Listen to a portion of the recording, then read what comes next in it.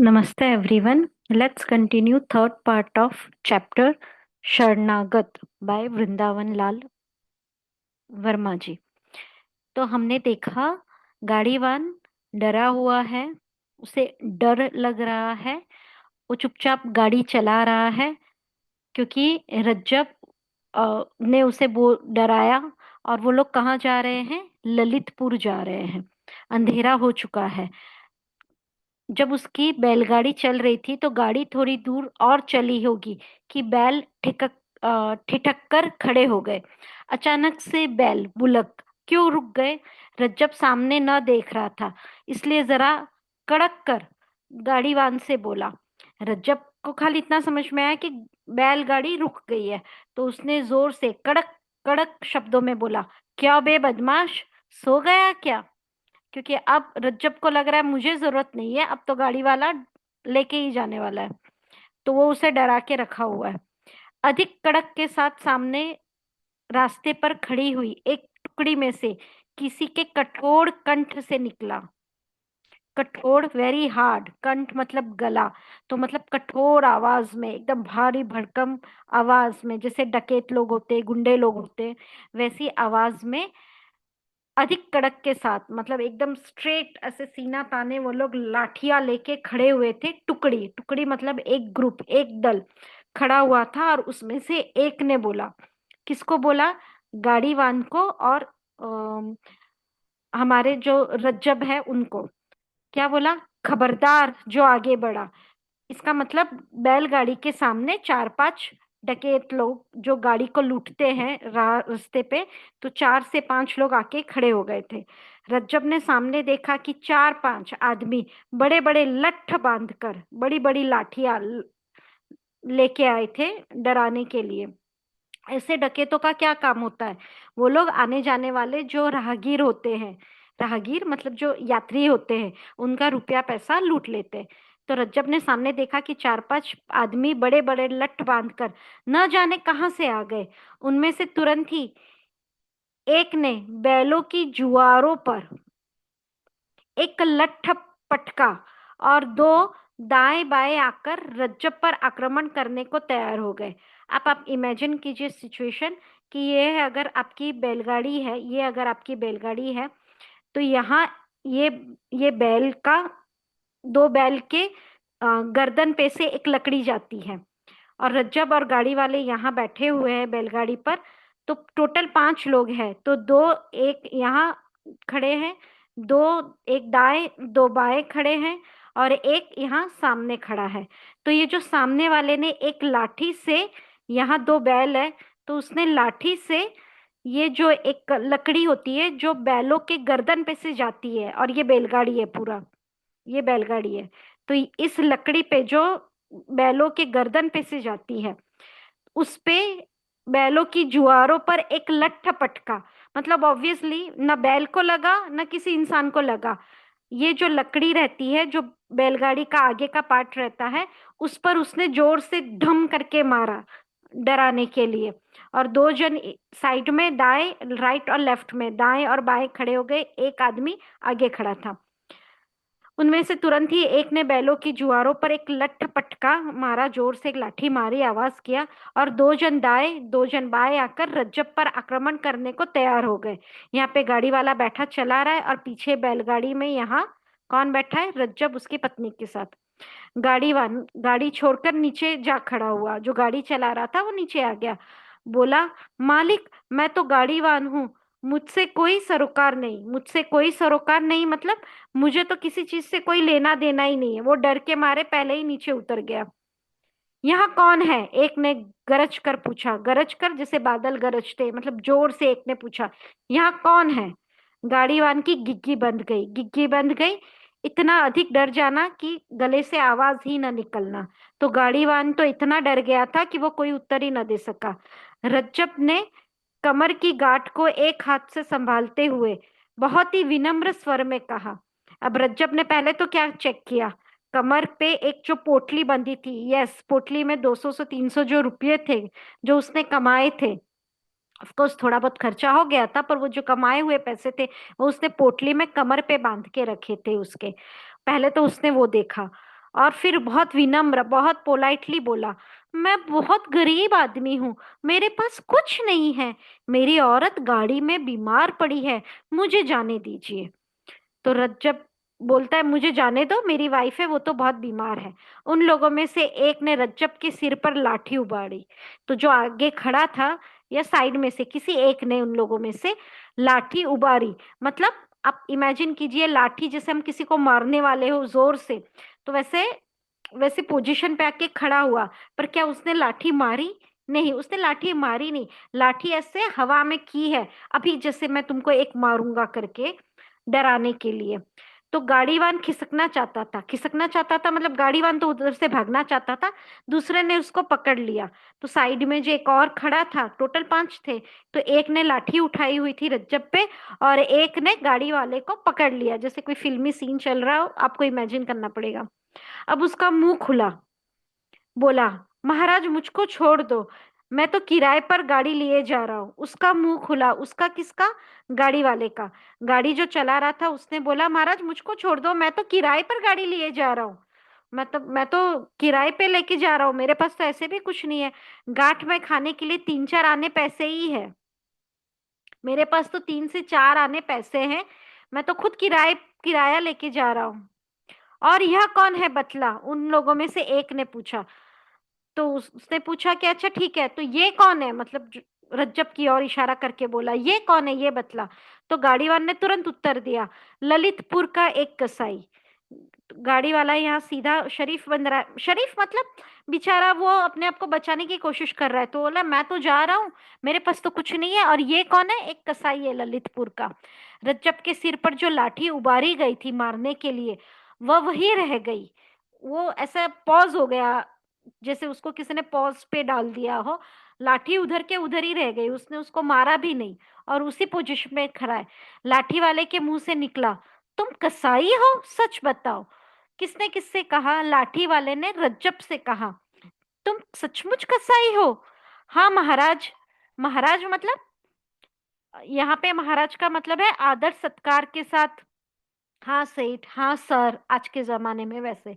हाँ महाराज, रज्जब ने सहसा उत्तर दिया, मैं बहुत गरीब हूँ, हाथ जोड़ता हूँ, मुझको मत सताओ, मेरी औरत बहुत बीमार है। तो रज्जब बोल रहा है, मैं तो गरीब हूँ, प्लीज मुझे तो यहाँ से जाने दो। औरत जोर से कराही, उसकी वाइफ पीछे, रज्जब की पत्नी कराही, दर्द के मारे आवाज निकालना। लाठी वाले उस आदमी ने अपने एक साथी से कान में कहा, इसका नाम रज्जब है, छोड़ो, चलो यहाँ से। अब थोड़ा सा ध्यान दीजिए। अब जो लाठी वाला, जो मारने के लिए लाठी लेके उसको डरा रहा था, और वो पूछता है, क्या सचमुच तुम कसाई हो?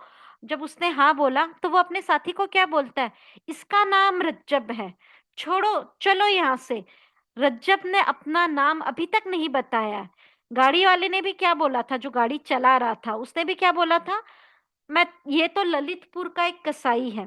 तो किसी ने रज्जब का नाम नहीं बताया था। तो ये जो लाठी वाला है, उसने पहचान कैसे लिया कि ये इसका नाम रज्जब है?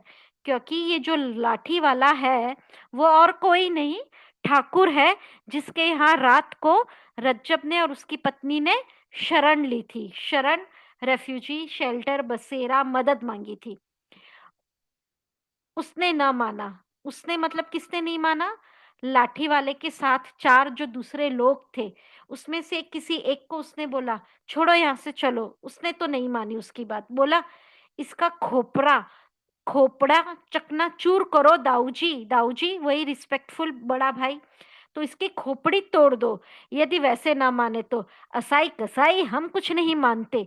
तो वो बोल रहा है, नहीं नहीं, मैं तो नहीं छोड़ने वाला, इसकी खोपड़ी तोड़ दो। अगर आपको लग रहा है कि ये कसाई है और हमारी बात नहीं मानेगा, तो खोपड़ी तोड़ दो, हम किसी से डरते नहीं है। ऐसे करके वो दाऊ जी को बोल रहा है। छोड़ना ही पड़ेगा, उसने कहा। उसने किसने? लाठी वाला इंसान, जो कौन है? ठाकुर साहब है। वो क्या बोला? छोड़ना ही पड़ेगा इसको, तो इस पर हाथ ना पसारेंगे, मतलब हम इस पे हाथ नहीं उठाएंगे, और ना पैसा छुएंगे, ना हम इसका पैसा छुएंगे। ऐसे नहीं कि चलो इसको जाने दो, पैसा ले लो, नहीं, ना हम इसको कुछ हानि पहुंचाएंगे, ना हम पैसा लेंगे। तो दूसरा बोला, ऑलरेडी लाठी वाला और 4 और थे, तो कोई दूसरा बोला, क्या कसाई होने के डर से दाऊ जी? तो उसको समझ में नहीं आ रहा है कि ये हमारे जो दाऊ जी हैं वो छोड़ क्यों रहे? तो बोलते हैं, क्या वो कसाई है इसलिए डर के मारे आप छोड़ रहे हो? आज तुम्हारी बुद्धि पर पत्थर पड़ गए। बुद्धि पर पत्थर पड़ जाना मतलब बुद्धि अक्कल काम नहीं करना। तो बोलता है, आज तो तुम्हारी बुद्धि गई हुई है, मैं देखता हूं कि आज तो तुम्हारा दिमाग नहीं चल रहा। वो तुरंत लाठी लेकर गाड़ी पर चढ़ गया। अब वो अब तक तो नीचे खड़ा था, अब वो दूसरा इंसान लाठी लेके गाड़ी के ऊपर चल गया, बैलगाड़ी पर जहां पे रज्जब था। क्योंकि उसको नहीं लग रहा था कि मुझे तो दाऊ जी की बात नहीं सुननी है।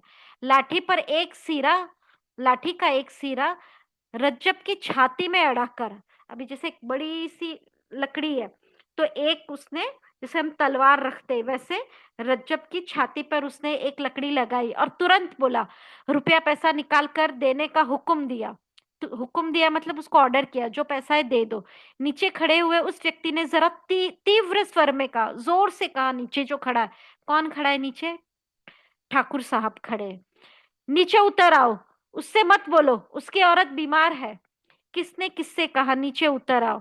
ये ठाकुर ने उस उनके दल के एक लाठी वाले से कहा, जो रज्जब की छाती पर लाठी रखकर उसे रुपये पैसे ले रहा था। हो मेरी बला से, मतलब हो उसकी पत्नी, मुझे क्या लेना देना? गाड़ी में चढ़े हुए लठेत ने उत्तर दिया। लठेत इस वर्ड को भी आप यूज कर सकते हो। लठेत मतलब जो लाठी लेके लाठी से लड़ते झगड़ते हैं, उनको एक लठेत कहा जाता है, जो लाठी का उपयोग करते हैं एज अ वेप, एज अ हथियार। तो गाड़ी पर चढ़े हुए लठेत ने उत्तर दिया, मैं कसाईयों की दवा हूँ, मैं किसी कसाई वसाई की नहीं मानता हूँ, मैं तो उनकी दवा हूँ, उसकी औरत बीमार है तो मुझे कुछ लेना देना नहीं है। और उसने रज्जब को फिर धमकी दी। नीचे खड़े हुए उस व्यक्ति ने कहा, खबरदार जो उसे छुआ, नीचे उतरो, नहीं तो तुम्हारा सिर है ना मैं चूर किए देता हूँ। वह मेरी शरण आया था। तो यहाँ पर फिर ठाकुर साहब बोलते हैं, अगर तुमने उसको थोड़ा भी हानि पहुंचाया तो मैं अपने ही इंसान को, अपने ही दल के लठैत को बोलता है, तुमने अगर रज्जब को नुकसान पहुंचाया तो मैं तुमको छोड़ूंगा नहीं। और कारण क्या बताया? क्योंकि उसने कल वो मेरी शरण आया था। गाड़ीवान लठैत झक सी मारकर नीचे उतर आया। झक सी मारकर, जब हमारा कुछ नहीं चलता है तो हम बोलते हैं झक मार, झक से मारना। तो गाड़ी वाला नीचे उतर आया ये बात सुन के कि वह मेरी शरण आया था। और नीचे क्या वो खुशी खुशी नीचे आया? नहीं। गाड़ीवान लठैत मतलब गाड़ी पे चला हुआ वह इंसान जो लकड़ी लिए हुए थे हाथ में, वह लठैत। तो नीचे वाले व्यक्ति ने कहा, सब लोग अपने घर जाओ, राहगीरों को तंग मत करो। फिर गाड़ीवान से बोला, तो ठाकुर ने क्या बोला? सब लोग अपने अपने घर जाओ। राहगीरों को, व्हाट इज राहगीर? राह पे चलने वाले यात्री लोग, उनको तंग मत करो। तो राहगीर कौन है? राहगीर है कसाई रज्जब, उसकी पत्नी। तो उनको तंग, उनको हैरान मत करो।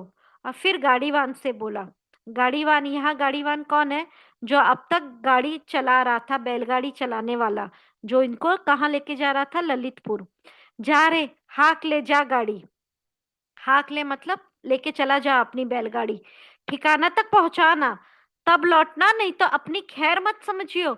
और तुम दोनों में से किसी ने भी कभी इस बात की चर्चा कहीं भी किसी से भी की तो भूसी की आग में जलाकर खाक कर दूंगा। तो ठाकुर ने किसको क्या क्या हिदायत या इंस्ट्रक्शन दिए? दो हिदायत दी। एक तो गाड़ी चलाने वाले से कहा कि इनको बराबर अपने ठिकाने पर पहुंचा आना।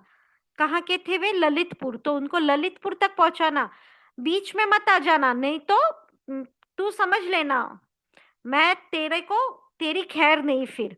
तो एक इंस्ट्रक्शन गाड़ी वाले को दिया, और दूसरा इंस्ट्रक्शन तुम दोनों में से किसी ने भी, तुम दोनों में से मतलब वो अपने साथियों को बोल रहा है। और आई गेस वो किसको बोल रहा है? रज्जब और उसकी पत्नी को बोल रहा है। रज्जब वो उसकी पत्नी को बोल रहा था, तुम दोनों, दो तो कौन थे? रज्जब और उसकी पत्नी। तो उनको बोल रहा था कि अगर तुमने किसी को भी ये बात कही कि ठाकुर ने तुमको जाने दिया और ये जो हुआ ये सब, तुम किसी को भी अगर तुमने बोला तो मैं तुमको भूसी की आग में जलाकर खाक कर दूंगा। भूसी की आग, व्हाट इज भूसा? वो घास फूस जो फटाफट फटाफट जलता है खेतों में। गाड़ीवान गाड़ी लेकर बढ़ गया, गाड़ीवान फटाफट चल दिया। उन लोगों में से जिस आदमी ने गाड़ी पर चढ़कर रज्जब के सिर पर लाठी तानी थी, उसने क्षुब्ध स्वर में कहा, उस आदमी ने मतलब वो लठेत जो बार बार बोल रहा था कि नहीं मैं तो पैसा लूंगा ही रज्जब से, उसने क्षुब्ध, क्षुब्ध मतलब दुखी होकर कहा, दाऊ जी आगे से कभी आपके साथ ना आऊंगा, मैं आपके साथ अब से नहीं आऊंगा। तो यहाँ पर हम क्या देखते हैं, जो ठाकुर है उसने अपने दल के साथियों के विरुद्ध अगेंस्ट जाकर अपने शरण में आए हुए रज्जब और उसकी पत्नी की जान बचाई, प्लस उनका पैसा भी बचाया। तो दाऊ जी ने कहा ना आना। किसको कहा दाऊ जी ने? अपने उस साथी को कहा कि ठीक है तुम मेरे साथ नहीं आओगे तो ना आना, मैं अकेले ही बहुत कर गुजरता हूँ, मैं अकेले ही बहुत कुछ कर सकता हूँ, परंतु वेरी इंपॉर्टेंट लाइन, जस्ट इसको रट लो, परंतु बुंदेला शरणागत के साथ घात नहीं करता। इस बात को गांठ बांध लेना, गांठ बांध लेना, हमेशा याद रखना। क्या याद रखना? बुंदेला, बुंदेला बुंदेलखंड एक जगह का नाम है यूपी एमपी में। हमने 10th में अगर आप लोगों ने पढ़ा होगा ठाकुर लोग के बारे में, तो बुंदेलखंड एक जगह का नाम है। तो बुंदेला ठाकुर, उधर के रहने वाले ठाकुरों को बोलते हैं बुंदेला ठाकुर। और वे लोग किस बात के लिए प्रसिद्ध है, या किस बात को वो लोग अपनी मान मर्यादा समझते थे, कि जो एक बार मेरी शरण में आ जाए और मैंने एक बार उसे रक्षा करने का वचन दे दिया, तो फिर हम शरणागत की रक्षा करना अपना धर्म मानते हैं।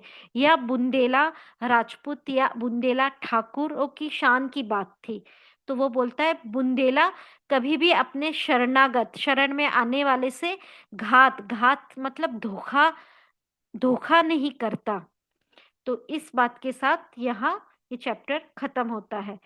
तो यहाँ पर कुछ बातें हैं वो हम ध्यान देते हैं कि सभी में, लेखक कहता है कि सभी में कोई ना कोई बुरी बात है। जैसे रज्जब कसाई है, ऑक्यूपेशन गलत है, वह गुस्सा होता है, गाड़ी वाले को चिल्लाता है, बार बार उसको डरा के रखता है, तो वो भी अपना पैसा बचाना चाहता है, अवसर की तलाश में है।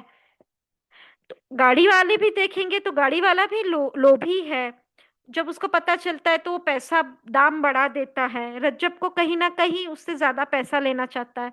तो लेखक कहता है कि हर कोई अपने रोजगार, कोई छोटा बड़ा काम धंधा, गलत सही काम करते हैं। उसी तरह बुंदेला का जो ठाकुर है वह भी, उसमें भी कहीं ना कहीं अवगुण, अवगुण मतलब दोष है। जिसे उसने लठेत रखे हुए हैं, आने जाने वालों से वो पैसा ले रहा है, तो उसमें भी उसमें अवगुण है। तो लेखक कहते हैं कि हमें इन अवगुणों को, ये सब कुछ आपको आंसर्स में लिखना है तो ध्यान रखिए, हम के अवगुणों को, एक दो जो समाज में फैले हुए, कभी ना कभी हमको उनको नजरअंदाज कर देना चाहिए। और जो ठाकुर ने अपना एक गुण अपनाया है, शरणागत की रक्षा करना, ये एक गुण उसको बहुत महान बना देता है, क्योंकि वो अपनी भारतीय संस्कृति के महत्वता को दर्शाता है। एक चीज है कि मैं शरणागत की रक्षा करूंगा, उनसे घात कभी नहीं करूंगा, इस बात पर वो अडिग रहता है। और इस एक गुण के कारण इस कहानी में जितने भी चरित्र है, उनसे वो ठाकुर एक महान चरित्र को दर्शाता है। तो लेखक भी बोलता है कि समाज में छोटा बड़ा जात पात, अम, जो बुराइयां है, जो रोजगार के लिए जो बुराइयां है, कहीं ना कहीं इन सबको छोड़कर हमें अपने में जो एक अच्छा गुण है, उस गुण का, एक भी अच्छा गुण है हमें, तो हमें उस गुण का, वही गुण हमें बाकियों से महान बना देता है। गुण मतलब पॉजिटिव पॉइंट्स।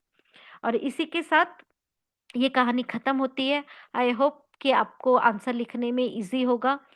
हम लोग मिलेंगे नेक्स्ट समरी के लिए। Thank you, bye bye.